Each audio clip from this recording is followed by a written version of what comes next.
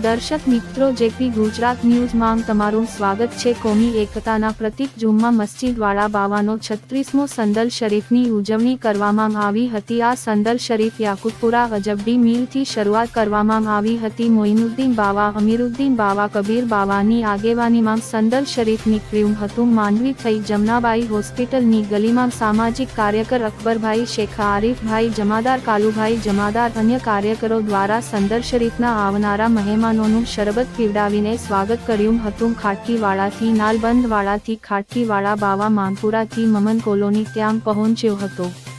આ દરગાહ ઉપર કોઈપણ ધાર્મિક કે સામાજિક પ્રોગ્રામ હોય છે, સરકારના નિયમ અને સરકારની ગાઈડલાઈન પ્રમાણે કરે છે। આ દરગાહ ઉપર હિન્દુ મુસ્લિમ ભાવિક ભક્તો સંદલ શરીફમાં જોડાયા હતા। સિટી પોલીસ સ્ટેશનના પીઆઈ ચૌહાણ સાહેબ, વાડી પોલીસ સ્ટેશનના પીઆઈ શ્રી પટેલ સાહેબ, એમના સ્ટાફનું પણ સ્વાગત કરવામાં આવ્યું હતું। અંતમાં સંદલ શરીફમાં આવનારા મહેમાનોનો આભાર માન્યો હતો। રિપોર્ટ તંત્રી હનીફ મંસૂરી।